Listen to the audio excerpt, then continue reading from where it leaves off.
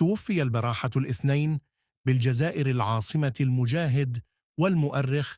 محمد العربي الزبيري عن عمر ناهز 83 عاماً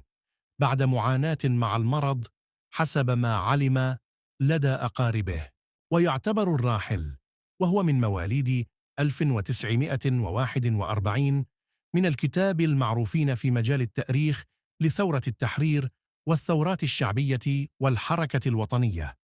حيث ألف وترجم العديد من الكتب، كما شارك بالكثير من المقالات العلمية والصحفية في العديد من المجلات والجرائد. وشارك الراحل أيضا في ثورة التحرير، حيث ساهم في إضراب 19 من مايو 1956 قبل أن ينضم لصفوف جيش التحرير الوطني. وبعد الاستقلال انخرط في حزب جبهة التحرير الوطني، مواصلا تعليمه في نفس الوقت، حيث تحصل على العديد من الشهادات كالليسانس في الآداب عام 1965،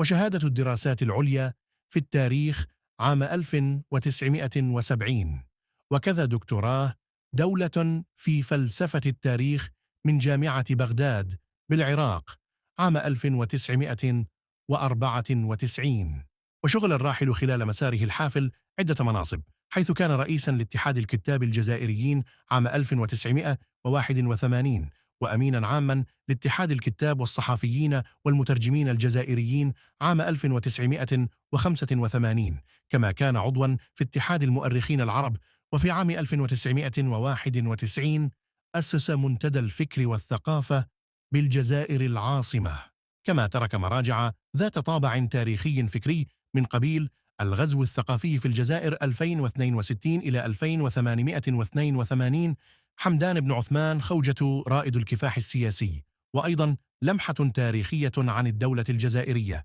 وقد اهتم الفقيد أيضا بتاريخ الجزائر وعلاقته بمحيطه المغاربي والعربي، فألف عبد الناصر وثورة الجزائر، مدخل إلى تاريخ المغرب العربي الحديث والمقاومة العربية، إضافة إلى ترجمته لعدة كتب، من بينها مذكرات أحمد باي، مذكرات الرايس حميدو، وكذا المرآة لحمدان بن عثمان خوجة.